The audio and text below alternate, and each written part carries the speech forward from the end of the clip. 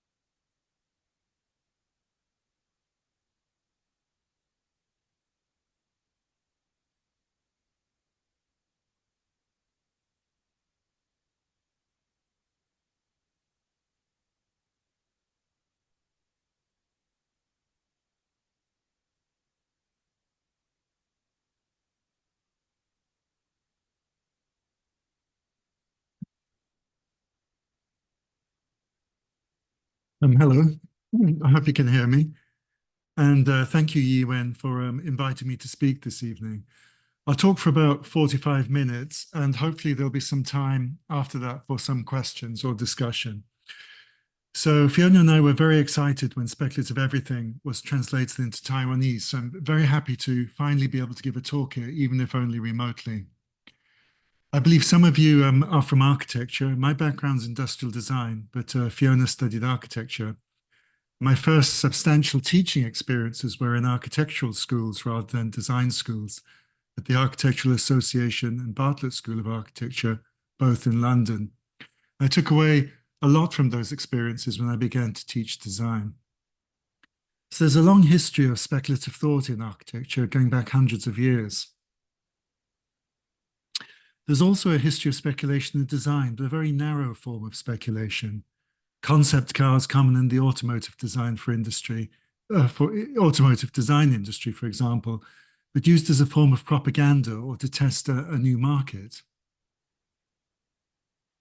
But there have been some interesting cars too. The top two in this slide are by architects, and they're not really about marketing, but exploring ideas. Each one embodies a set of beliefs about what it means to move through space, to own a car, to use resources, etc. They embody new beliefs and values. And this is why Fiona and I like objects, what they tell us about the worlds they belong to, both real and imagined, through the values and dreams they embody, their affordances, and the ways we use them, their relationships to other objects, environments, and the body, and their materiality and construction. All these things are like a language that we can use to speak about ideas. This is a cane, for example, for a person who sells alcohol to bar owners. During the day, they are offered many drinks as they go about doing their business, but if they accept them all, they'd get drunk. If they refuse, they might insult their client. So the cane allows them to suck up the alcohol in a glass very discreetly, and when they leave the building, to release it into the gutter when they're outside using a little lever on the side. So when Fiona and I encounter objects, we try to imagine what worlds they belong to, regardless of the creator's intention. We enjoy this imaginative exercise, something we hope happens when people encounter our objects too. So it's not really about trying to understand the historical context or who designed it or why or what the technology is about, but trying to look for clues in the objects about the world they could belong in, not this world, but another world. We were recently asked by a colleague at the New School what we did. And when we explained, they said, oh, so you design for non-existent worlds, which is pretty much what we do, or the here and now, as we like to think of it. We don't do this to escape reality, but to open up new perspectives on the human-made world and design's potential to enrich our lives, not just practically for the world out there, but also for the worlds we carry around inside us, in our minds. We're very fortunate to work in an academic setting, so we try to make the most of this by identifying what's distinctive about working in a university rather than industry. It's a privilege to enjoy a degree of freedom in choosing our focus, one we take very seriously. So we try to address topics and issues that will resonate with others, exploring angles that might not be possible in other contexts like a design studio or a research laboratory or a company. Very early on, we decided to focus on exhibitions rather than academic papers, so that our research could reach beyond the academic world and connect with design practitioners in other disciplines and different publics. So this first project I'm going to talk about was done in 2001 when we were researchers in the computer-related design department at the Royal College of Art in London and designers in residence at the Victoria and Albert Museum. The project aimed to offer an alternative model of how electronics might exist in the home at a time when domestic computers were bringing the functionalist values of the workplace into a domestic setting. Each object responds to the invisible electromagnetic field emitted by electronic products in ways that provide more emotional or poetic connections to them. The 8 objects were adopted by members of the public who lived with them for several months and were interviewed afterwards. A table that displays the world lost unless it is connected to a GPS, through GPS to satellites. Another table with 25 compasses set into its surface that twitch and spin on contact with electromagnetic fields emitted by a computer. A stool that drains excess electricity from the body, and a light that only works when it detects the electromagnetic fields of electronic objects. We interviewed the adopters and worked with the photographer Jason Evans to capture not just how the people used them, but also the thoughts, fantasies, and imaginings the objects sparked. And the interviews were as important as the objects. Both worked together to suggest different ways electronics might exist in the home, less instrumentally or functionally, and more poetically. The results were gathered together in a book called Design Noir, The Secret Lives of Electronic Objects, designed by Alex Rich, published in 2001. And recently it was republished again by Bloomsbury. So at the end of the project, they were exhibited at the Victoria and Albert Museum amongst other designed objects in their historical galleries. We were trying to put the objects into dialogue with other moments in history when furniture reflected very different values, trying to suggest that the values embodied in objects are malleable and they continue to change.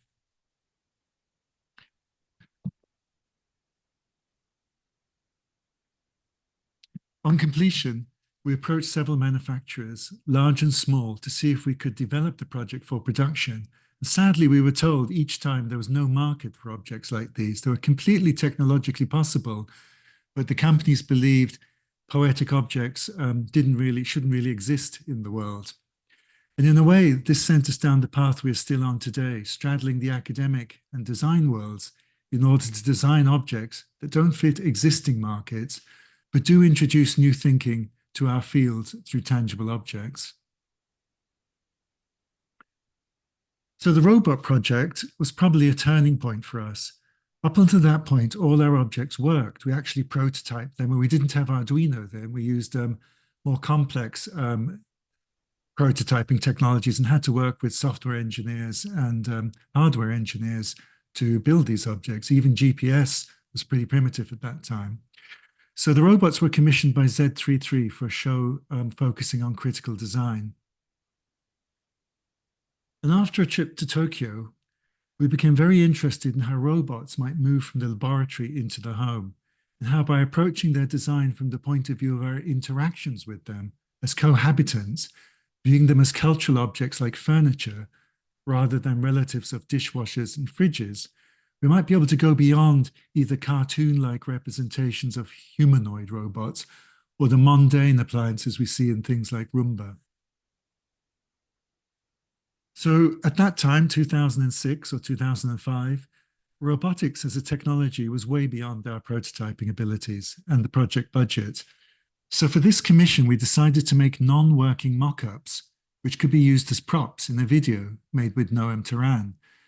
This approach was pretty common in the tech industry in the form of future vision videos, but they were usually intended to persuade or convince the audience that the technology was worth embracing. Our video would aim to encourage reflection, critical reflection, by being more suggestive and open-ended.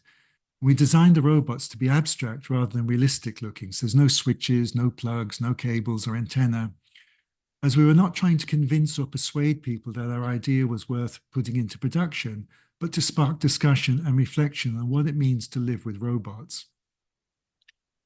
It seems a bit odd now, but at that time, this project felt very risky.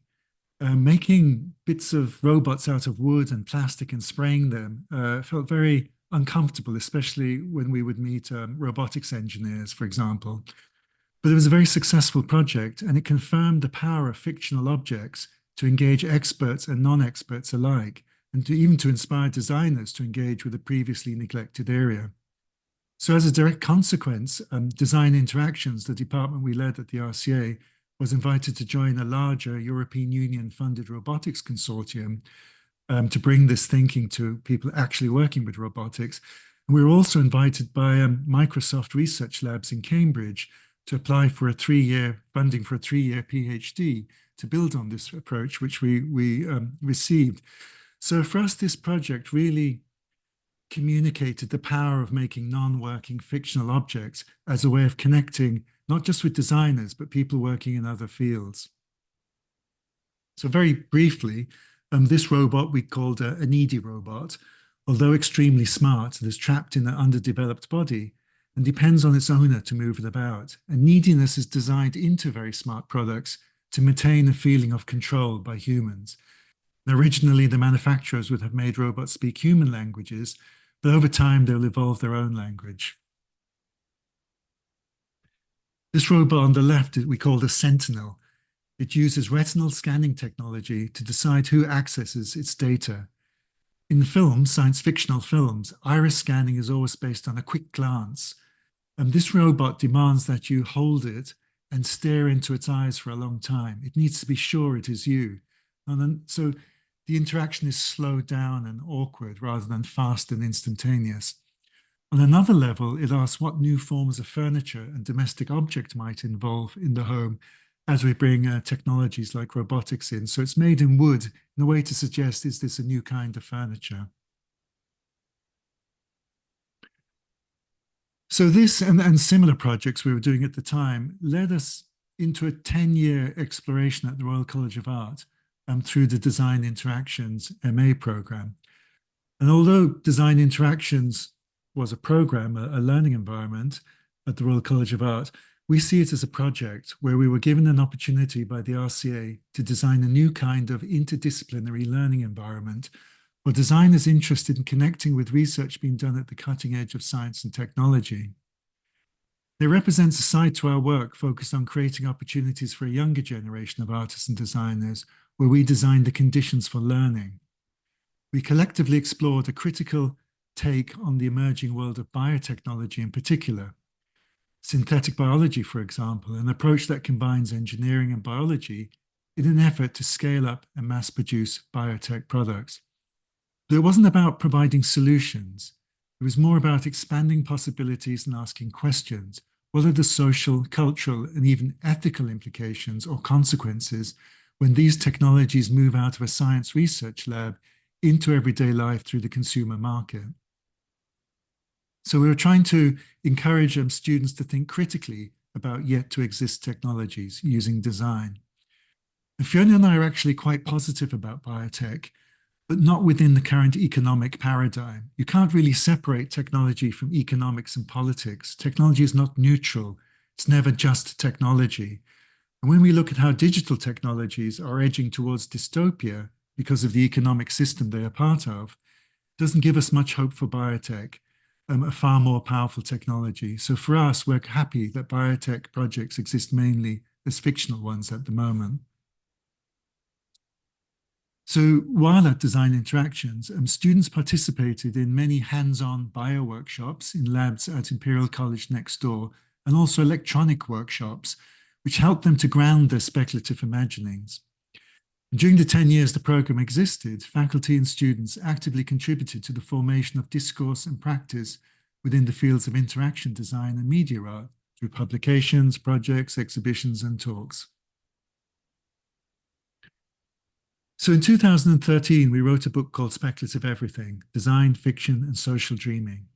It drew on this 10 years of teaching at the Royal College of Art, as well as our own work and the work of our colleagues and many other artists and designers.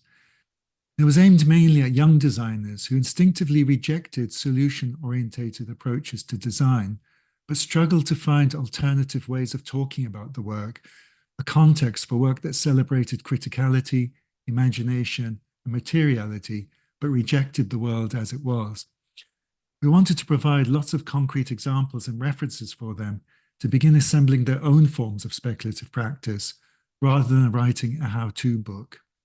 It was recently reprinted in paperback, and we were asked to write a new preface, which presents us with a nice opportunity to reflect 10 years later.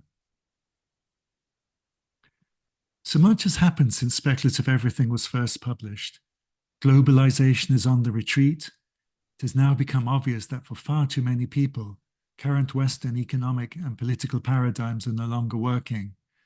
Dramatic weather events have become the norm, and digital technology is revealing itself to be far more sinister than previously thought.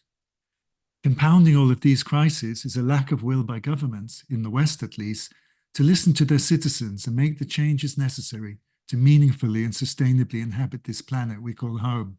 It looks like turbulence of all kinds is set to be the norm for the foreseeable future. But with turbulence come new possibilities.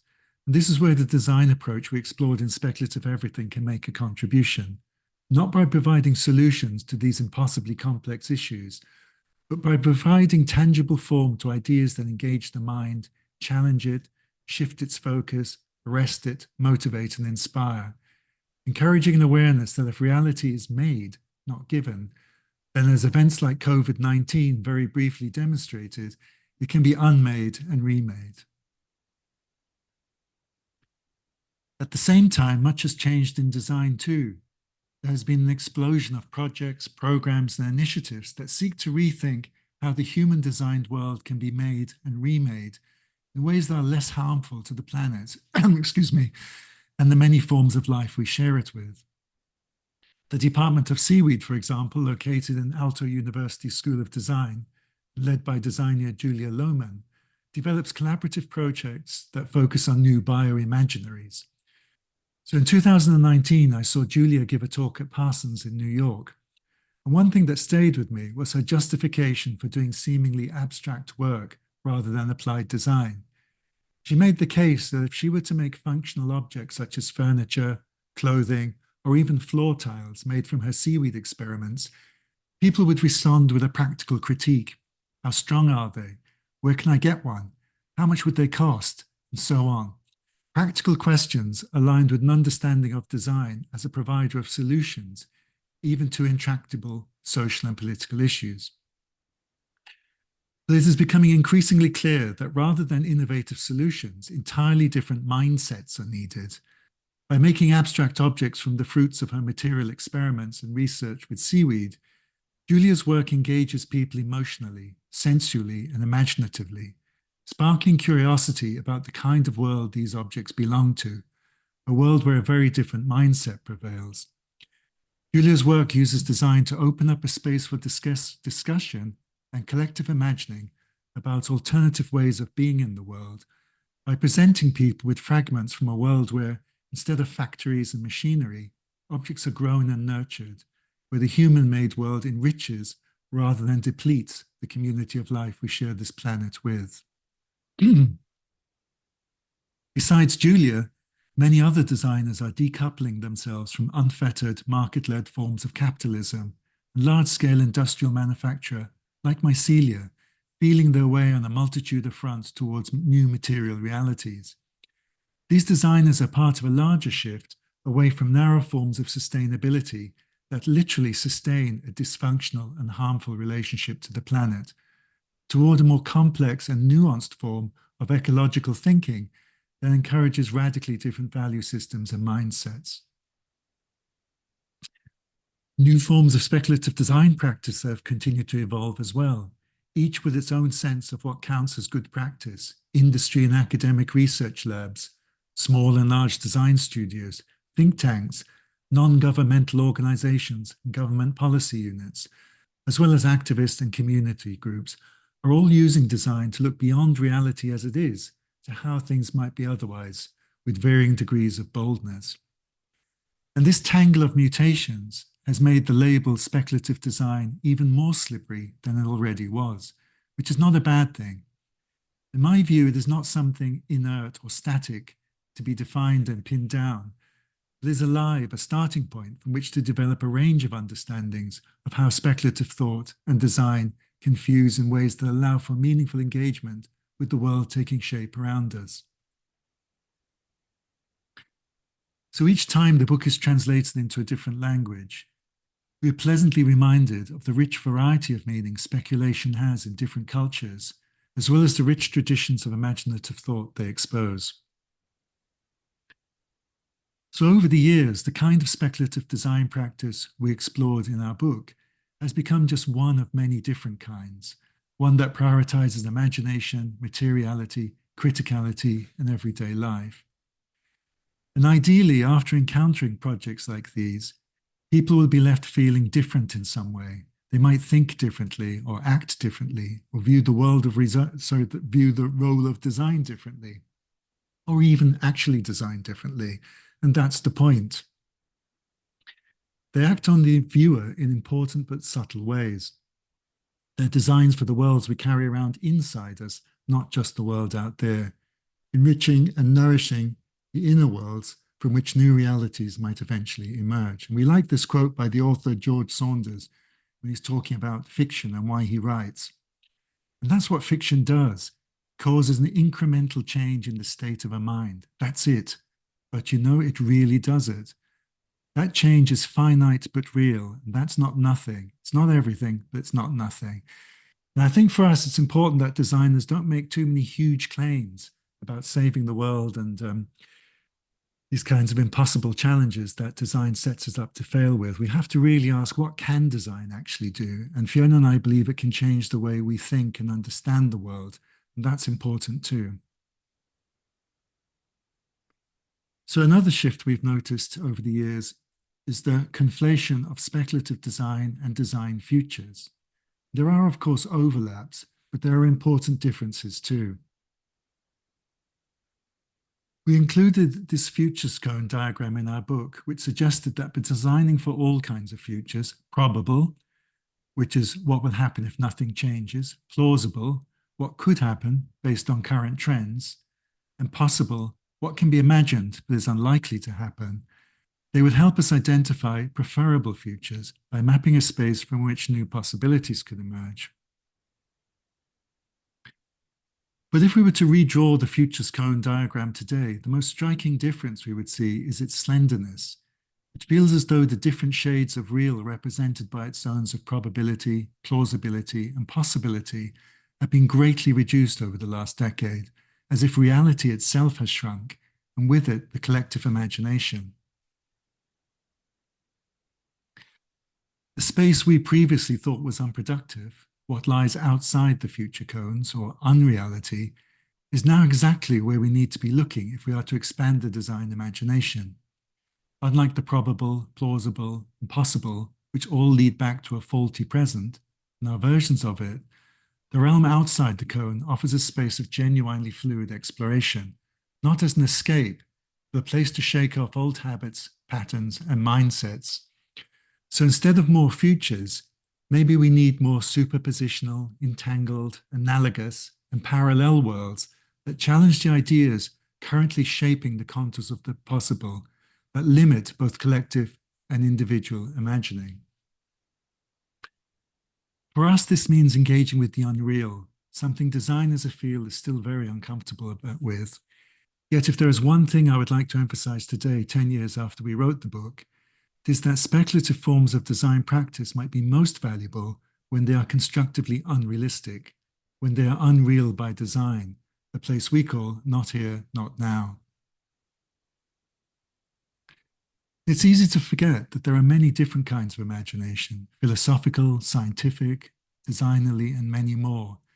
As it stands from my perspective, the design imagination remains relatively conservative and restrained in comparison to those in other fields. What I'm suggesting is that when designers step out of the here and now, the world as it is right now, rather than always focusing on futures, there are many other framing devices that we can use to free up the imagination in ways future thinking can't, from literature, philosophy, anthropology, and even the extreme edges of science. Other disciplinary imaginations often go far beyond what design deems allowable. And we believe that design has much to learn from these fields and to give as well, fields that have a long history of working with ideas that stretch the imagination and allow us to see beyond the constraints of existing realities.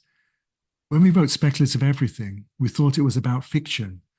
But looking back, we wonder if actually it is a book about reality, expanding it and encouraging designers to become what the science fiction writer Ursula K. Le Guin has called realists of a larger reality, a reality that fully embraces the imagination and all that is yet to exist, or might never exist, what we currently think of unreality.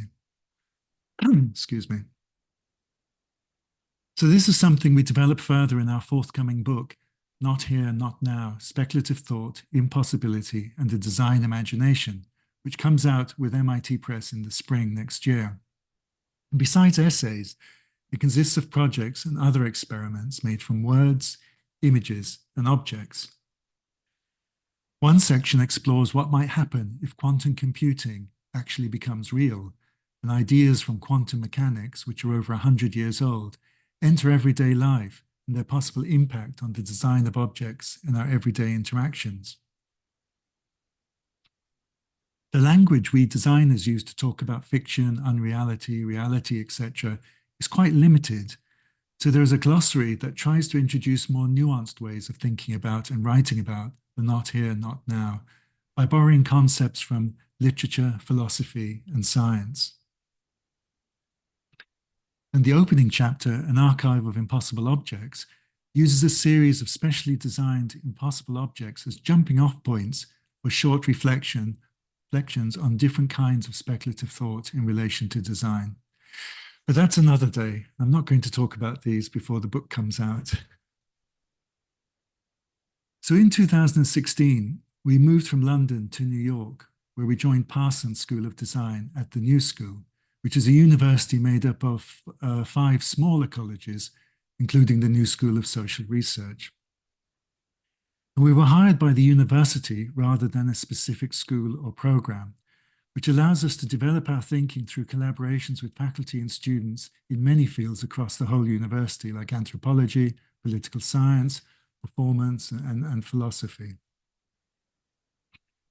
And to do this, we set up a lab we called the Design, I'm just going to go back. A lab we called the Design Reality Studio. Now, research there explores ways of bringing different kinds of speculative thought from a range of fields, including philosophy and literature, into conversation with design. And the classes we teach sit between programs and disciplines, allowing students from many different fields to take ideas they're exposed to in theory classes and explore how they might impact on their practice. That might be fashion designers, interaction designers, social designers, architects. It provides a space where they can create free from disciplinary constraints, but still work with the mediums. If you're a fashion designer with clothing, if you're a product designer with objects, but free from the systems they belong to. So for the second part of my talk, I'd like to delve into a project that builds on this approach that we did in collaboration with RMIT in Melbourne for the NGV 2023 Triennial. I'd like to talk a little bit more about the process and how we go about doing projects like this. Often in design, the project will start with a need or a problem or a new material or a production process. But for us, the starting point is usually an idea or a thought. In this case, emerging discourse around the more than human. There's much talk in design at the moment about decentering the human, multi-species world building, the more than human, and other related ideas. But what does this actually mean for design practice? All too often, it appears to mean little more than welcoming non-humans into a still human world, or extending co-design strategies to the other than human. This is good, of course, but still feels like a very human world. So having spent many years living and working in cities, when Fiona and I moved to the US, we became fascinated by its many large areas of land that humans very rarely enter. These places feel like separate worlds where a different logic prevails, not centered on human needs, but those of other creatures and beings, of non-humans.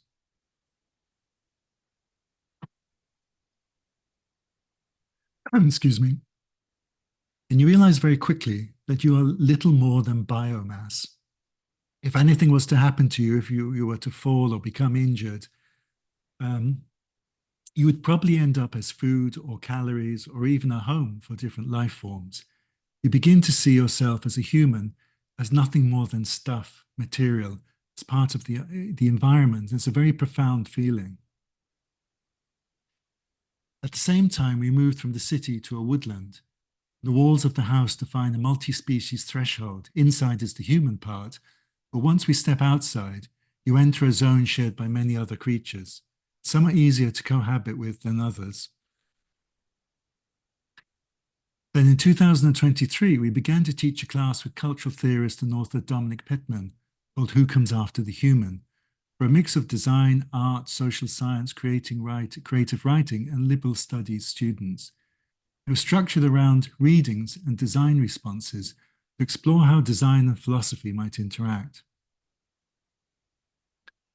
From these experiences, one idea stayed with us, that each life form experiences its own unique world based on its specific senses and cognitive apparatus, that we can only ever experience a very edited version of what we think of as reality, filtered through our senses. In his 1934 book, A Foray into the Worlds of Animals and Humans, biologist Jakob von Uexküll called this an Umwelt. We began to wonder what it would mean if we took Uexküll's idea of an Umwelt more seriously. Rather than thinking about how to invite non-humans into a human world, maybe first we should undo how we imagine the human, at least in terms of how we appear or are present in non-human worlds. So a bat, for example, doesn't just see the world differently through its sonar. It lives in a different world. Reality is a different thing. Bat reality is not the same as human reality.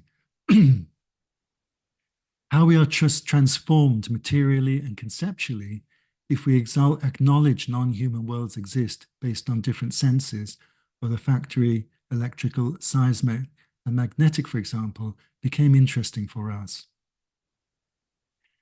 Things that are invisible to humans, for example, might be concrete and tangible in other worlds. What is seemingly solid to another animal might be imperceptible to us. So the heat given off by a cup and a meal might be more realistic to a dog than the actual cup and the plate. Of course, this approach is full of contradictions. It's impossible to truly imagine what this would be like, as we are always limited by our human imagination and senses, as the philosopher Thomas Nagel argued in his famous paper, What is it like to be a bat? But this inquiry is not about experiencing the world as a bat would. It's more about shifting perspective and seeing ourselves and the human-made world differently, and its impact on other life forms. There's a long history of different ways of representing the human body that reflect different worldviews. They're usually of men, and usually where humanness is defined as something mechanistic and measurable. There are, of course, many other non-Western representations of the body that suggest more nuanced and subtle relationships to the world around us. So he began to work with a research assistant, Franco Chen, to explore how a human might appear to a non-human senses and modes of perception. In some situations, the waves and air disturbances we create as we move through space might be as important as our meatiness, or even more important. We zoomed in on the body a little more, imagining how electrical fields, sweat, warmth, and other qualities, often invisible to humans, might modify the shape of the body for those who experience the world through different senses. Some life forms live in worlds where the human body shape is meaningless. Humans appear more like clouds or atmospheres or energy fields as our meatiness fades into insignificance. We read that bears can smell food up to a mile away. Does this mean that we extend through their world as delicate molecular strands entering into their bodies and becoming entangled with them. We wanted to move beyond visualizations, so we began to focus on design of elements for a fictional festival that celebrated the idea of a world of many worlds. There are many things we could design for a festival: costumes, movement, sounds. They're just a few. One aspect that caught our attention was the use of staffs with effigies on them. Often made locally, they can be highly crafted, made to last, or DIY. So in between the festivals, the poles and other objects might live in the home, passed down through generations, serving as daily reminders of other worlds, like material mementos. Instinctively, it feels like these volumes of chemicals, smells, warmth, temperature should be delicate, floaty, barely there. That's a very human perspective. Although counterintuitive, we began to explore materials that suggested solidity. In a non-human world, our smell might be actually more solid and real than our shape. The plume is solid and the human figure becomes transparent. From a modernist point of view, we think of air as empty space. Of course, it is teeming with life and many different materials on a microscopic level. In a world of many worlds, the teapot might be less present than the air around it. Maybe objects that we give distinct identities through language, like teapot, steam, air, become unified in ways that fuse words into new object identities. When entering a wilderness or backcountry, you're told to tread lightly and leave no trace. We played with the idea of how we might represent stepping into these worlds, more aware of our footsteps, conscious of how our humanness might need to be adjusted when we enter the non-human world. It made us wonder, is a quiet celebration possible as a collective experience? Could this be a way of stepping outside of humanness for a moment? So what does it mean to design for a world of many worlds? For us, the human world is just one of many, all equally real. Our senses edit what is out there, as do those of every creature, reminding us that we cannot bear too much reality. Our communication media form dense electrical features in landscapes navigated by birds and other migrating creatures. The sound of a boat creates underwater acoustic masses as real to some life forms as boulders are to us. Our breath forms chemical swells drifting through multiple umwelten. Strands of you stretch for miles, caressing the nervous systems of innumerable life forms. A click of the fingers travels further than one might think. And ultimately, once we leave the human world behind, we become little more than biomass to be recycled and processed by a multitude of life forms, for which we are simply calories, nutrition, or raw material. So the next few slides, I'm going to talk about how we develop these objects. And these are a few sketches we made to try, and we always like to test our ideas. These are drawings, but we printed them out one-to-one to get a feeling of how big should these objects be like and what do they feel like in space. And to develop these ideas for an exhibition at NGV in Melbourne, we spent a few weeks in Melbourne getting to know the people we're going to be working with, sharing our thoughts and figuring out a production strategy. Normally, we build our designs locally. For us, that would mean England or New York, with local craftspeople, and send the objects to the exhibition. But we're seeing this change now, and people are keen for us to work locally with local craftspeople and resources. I guess it's partly to cut down on shipping objects around the world, but also part of this movement away from globalization. Shipping objects around the world, of course, has become extremely expensive. So each of the designs I've just talked about had to be adjusted to suit the machinery and processes available at RMIT. So the museum wanted us to use a wood called Huon pine for the wooden objects. And it's a very special wood for Australians. It's unique to them and a perfect material for this project. So Huon is only found in Tasmania. It's a protected species that can no longer be cut down, so you can only use salvage wood that you find mainly underwater, in fact. And even a 100-year-old piece of hewn pine salvaged from the water shows almost no sign of rot. It's extremely resilient and has a beautiful tight grain, which is also very good for machining. But as it's salvaged, it comes in very odd sizes, which influence the form of the objects. And one of the nice things about working with academic partners rather than commercial partners is there's room to experiment and develop new processes. Everyone's in the project to learn. So it's not always possible to do this when you're working with industry, for example. And this project provided a nice opportunity to explore new methods and approaches for their CNC machining lab. So here are a few sections from one of the plumes before assembly, partially assembled, and a close-up of the final piece. And I want to talk about this stage of the project because so often in speculative work, the materialization side of things gets neglected or it's not treated so importantly. But for us, that's the exact moment when the designer speaks through the choice of materials, details, textures, and so on. This is the click glove, which required some pretty precise wood engineering. And the final version. For the objects representing warm air, we found some 3D models of smoke online, which we were able to adjust, pixelate, and 3D print.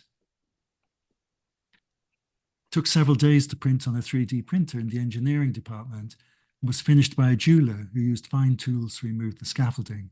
So we like how working on projects like this don't just bring different disciplines together on an intellectual level, but also different skill sets and crafts and departments across a university. So the RMIT team also involved other local makers and workshops in the project for glasswork, painting, and sculpting, for instance. So the public funding we received for the project flowed into a local ecosystem, helping to support small studios. The shoes went through a couple of iterations, first in felt, which really didn't work, and then flock for a second set commissioned by Mudak in Switzerland. We also met a group of researchers at RMIT working with mycelium, which they were using to develop for packaging, but we used for the biomass part of a lot of their mycelial research focuses on future packaging and functional uses, but this project opened up new poetic possibilities for them, particularly acknowledging that mycelium is actually a life form, not just a material. And here are a few pictures of some of the details of the final pieces.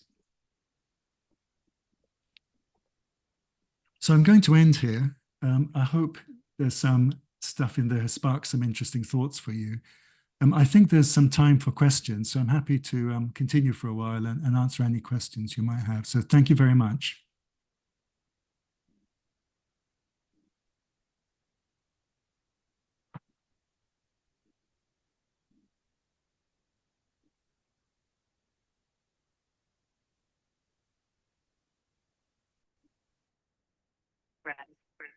Okay.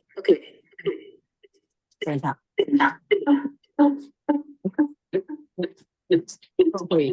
Sorry.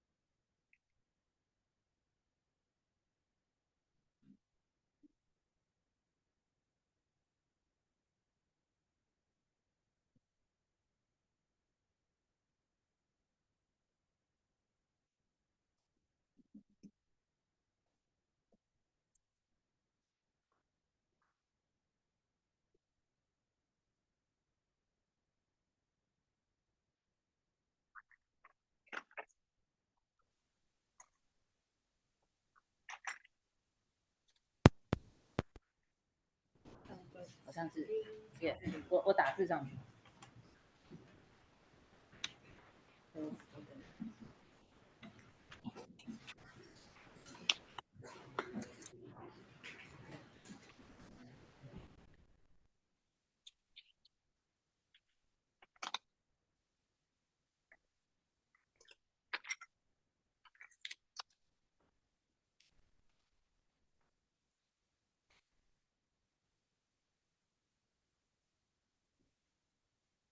Okay, shall I answer? I think many people will have different opinions on the difference between speculative design and design fiction. But for me, design fiction is more focused on technology. It's really like science fiction, and often it takes the form of videos. Whereas speculative design is more like speculative literature. It's a much broader category that includes magic realism, fantasy, science fiction, philosophy fiction, and so on. So I'd say that's the main difference. I think another difference is that speculative design seems to have grown out of a European context, and design fiction seems to have grown out of a West Coast fiction. Maybe that's because LA and the West Coast is tied up with the film industry, and speculative design is maybe more embedded in an artistic and literary tradition. But honestly, if you ask anyone doing this work, they'll have a different definition of the differences. I hope that helps in some way.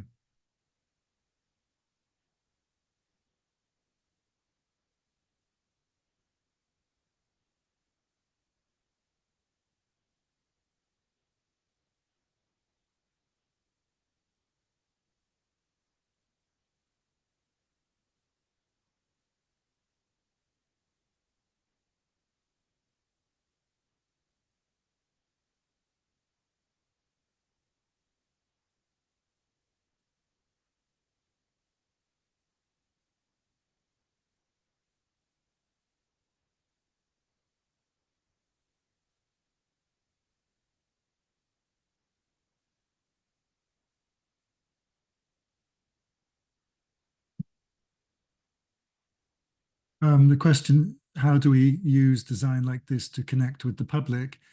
I think mainly by exhibitions. And I think there's a surprisingly strong connection when people encounter this work, and regardless of their interest in art and design. I think the objects can make a strong emotional connection that draws people into an intellectual space. And I think that's an important thing that design can do, is kind of draw people into this world of ideas through a different door than, say, reading an academic paper or even a science fiction novel.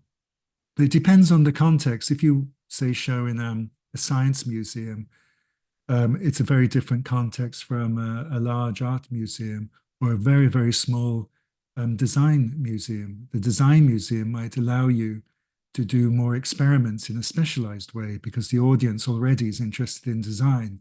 Whereas if you do a project in a science museum, they might not be interested in design at all, but the content and the ideas. So I think all these different kinds of spaces allow you to design in different ways and connect with different audiences.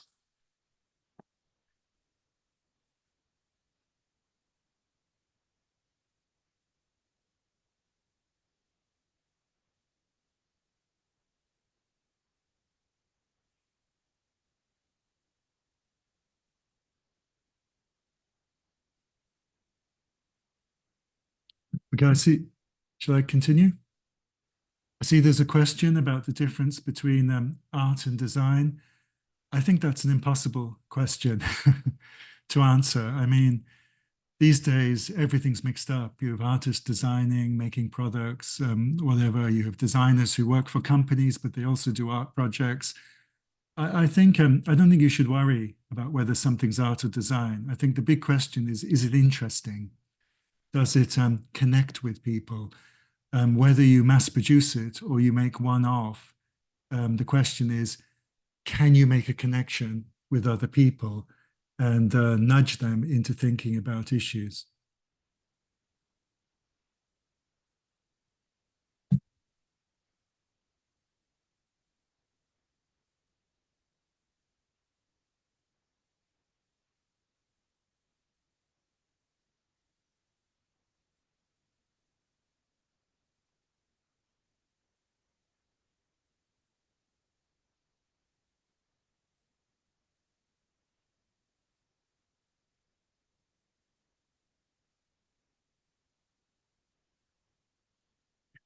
Okay, I'm not sure I understand this question about the application of reality in fiction. Maybe you could clarify it a little bit.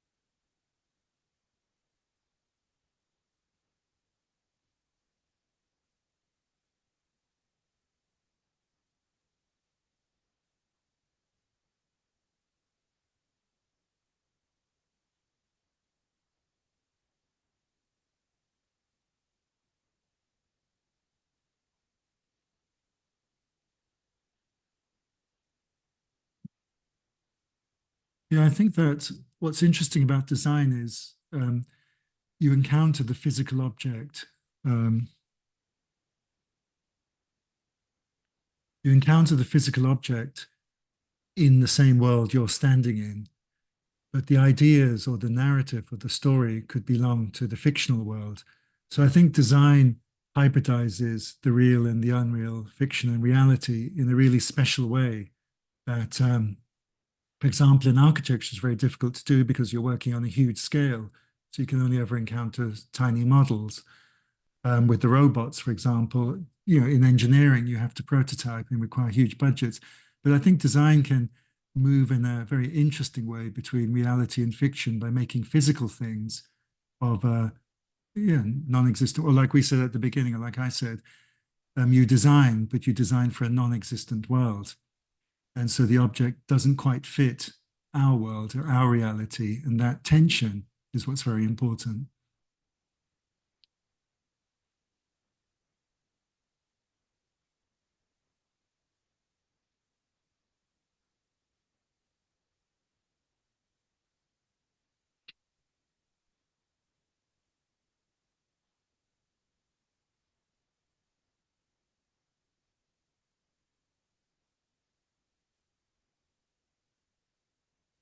Sorry, the last question didn't come out.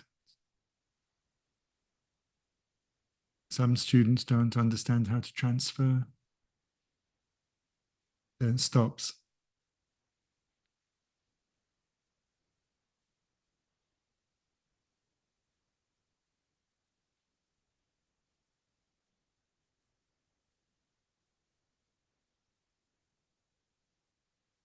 Oh, I see. I've got it.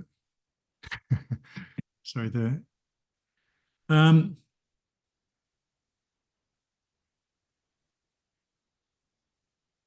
well, I think it's not logical.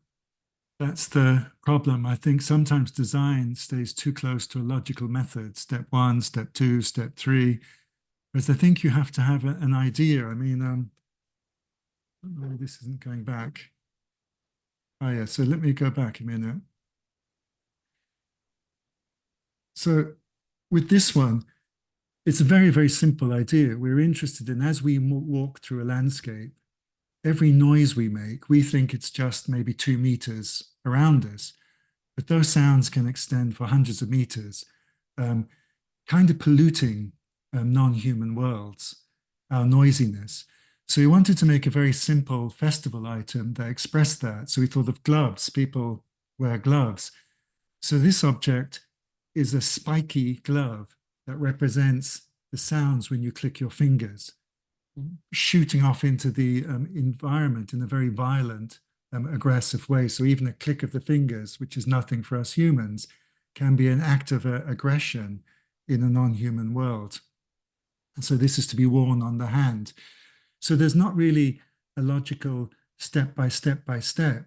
It's more, how can we find an image that expresses the idea that even a small noise like clicking your fingers can be quite aggressive in a non-human world, and taking an existing object like a glove and saying, let's use the glove as the medium and reimagine a glove for a festival that expresses the violence and aggression of sound.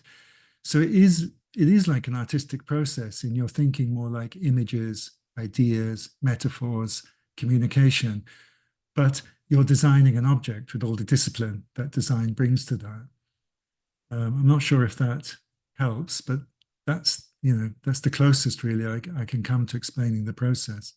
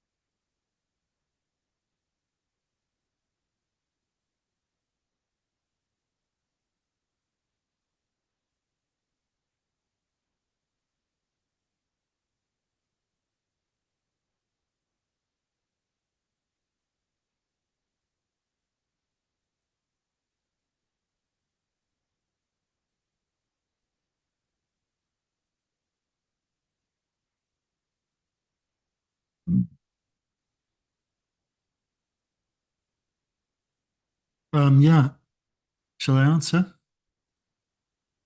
Yeah, I think that's a really good point. I think that's where the design side comes back in again. So if the intention might be seen as artistic, the process is very design driven. So even here, one stage of the trial and error was to literally just print out the objects to see how big or small they should be, what their presence might be, how are they too dominant, do they become too weak and toy-like? And that's just graphically, even just buying wooden poles to get a feeling for that side of it. And then, of course, as the objects have to be adjusted then to be manufactured according to the particular tools of a CNC machine, every single detail has to be revisited and worked out so as the tools on the machine can fit. And to do that phase of trial and error, we work with the technicians, just like you would in a normal design project, to figure out the limitations of the technologies and tools we're working with. And then even when I was saying with the hue and pine, it only comes in very awkward sizes. So the designs go through another adjustment to try and work with the size of planks we can get and how the actual elements of the plume can be assembled and so on. So I'd say that side of our work is extremely traditional. We just go through a very, very classic design approach from beginning to end, like any designer, I think, would. And I think that's really important. I'm glad you raised that because I think it gets lost in a lot of speculative design. Students will often come up with an icon and then just 3D print it, for example, and paint it. And I think this process of developing the idea in dialogue with the people who might encounter it, like testing the experience, the people who are going to make it, testing the materials and process, us trying to revisit the design again and not lose the feeling, but work with the constraints, is so important. And for example, oh yeah, with this one, we're working with mycelium, and of course, anything that interferes with it will kill it, or all the rest of it. And from a practical point of view, the museum, this is in the collection of the museum, but how can they put something that's living into their collection because it's going to decompose? So we also had to go through a dialogue with the curators and the mycelium makers about how this could be treated in such a way that it could be allowed into a collection without infecting other objects. So I think it's not just trial and error, but constant dialogue with many different experts to get the object from the idea to the final piece. And I would say that's where the value of traditional design training is super important, but then mixed with maybe the new kind of intellectual and conceptual elements of speculative thinking. It's not a one versus the other, as I'm sure you know, because in architecture, architects have been doing this for hundreds of years.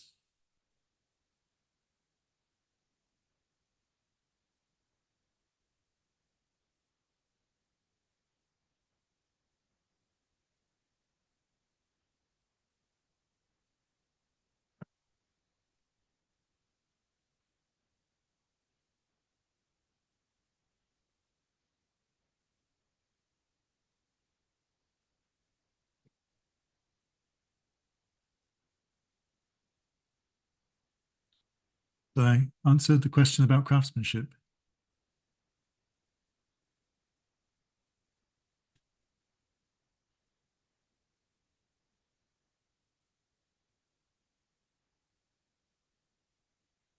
Yeah, again, I think a really important question that gets overlooked in design for many reasons today. I think often in some countries, I have no idea about Taiwan, but there's pressure to make money savings in universities, and the workshops are always targeted as the education shifts into a more intellectual space, especially as design moves from the art school tradition into the university tradition. And that kind of learning model becomes so important. So I think what Fiona and I are very interested in is how to combine craft with speculative thought. It doesn't necessarily mean like a traditional craftsman that you have to make everything yourself. If you want to work with ceramics, personally, I think it's absolutely fine to work with ceramics craftspeople, but you still need a sensitivity to what ceramic offers and how to have a respectful dialogue with a ceramics craftsperson, for example. And personally, I'd love to see way more craft in this area of design because it becomes too iconic and too quick and simple. And funnily enough, I think that's what you do see in fine art, where sculptors will seriously craft the object or the image because they take it so seriously and they understand the emotional connection. So I think craft is important not just to give the objects depth and an emotional connection, but as part of the educational process too. The students, when they're thinking about, I mean, I'll just go back to this one again. When you're thinking through the meaning, it's fairly simple in this case, but trying to make this object and figure out how to machine it and keep the sharpness and all the rest of it was actually quite a slow and difficult process. And it went through many stages. And I think it's because we really enjoy the craft side that we wanted to do that. So yes, I think craft is super important.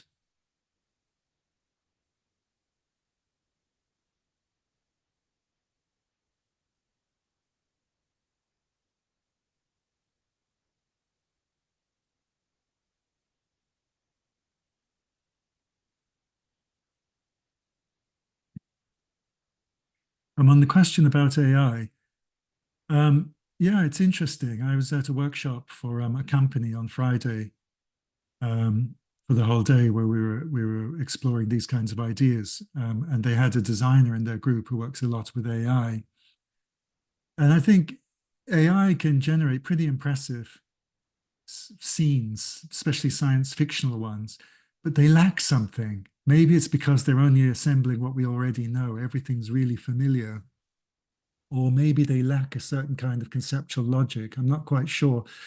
The most interesting AI generated images I've seen are by a photographer called Eric Tabucchi. And because he's a photographer, I think he has a sensitivity to the medium that moves away from the typical AI-generated stuff that looks very science fictional, movie-like. But right now, I just see it as a tool with our students, as I'm sure your students do. They often use it to kind of, instead of a mood board, they might use it to generate a whole pile of images that become reference material. And I think it's fine in that context. I do think that it raises the bar for designers. If you feel AI is going to replace you, then like what I mean is, for me, it encourages you to be really imaginative. We have to reconnect with what makes us humans human. So you have to kind of push the imagination in a way that AI can't. You have to do things that AI can't, because if you don't, you will be replaced by AI. There's no question. So I think my feeling is if you design like AI, or if you design like a computer or a machine, you will be replaced by a computer, AI, or a machine. So you have to ask, what does it mean to design like a human? What makes us special? And I think speculative thought is one of those things.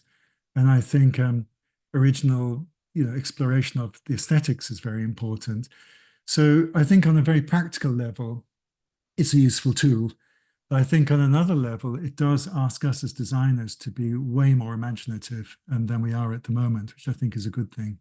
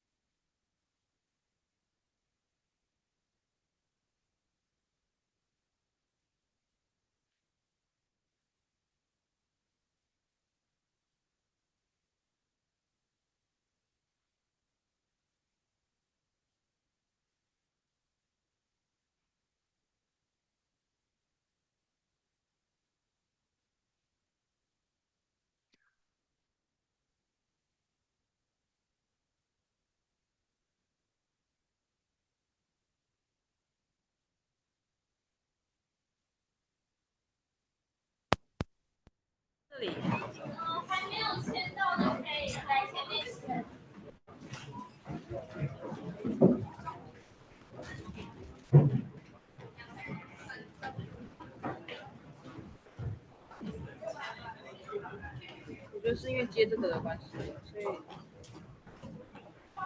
没有。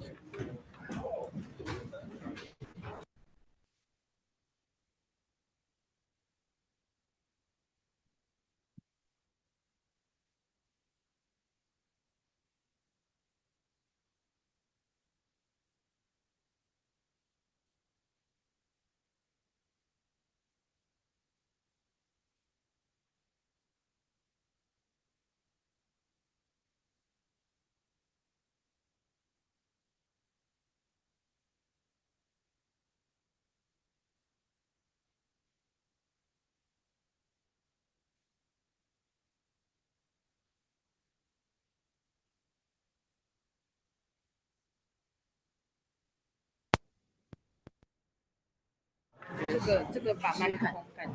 I can hear you now. Still no sound? I can hear you. Sound? Yes? Yes or Yeah. no? Sound? Yes. Oh, so maybe because of the device connect to here, so no sound. Well, Yeah, now but it's now perfect. Thank you very much. Okay, thank you. Bye-bye. 比较快。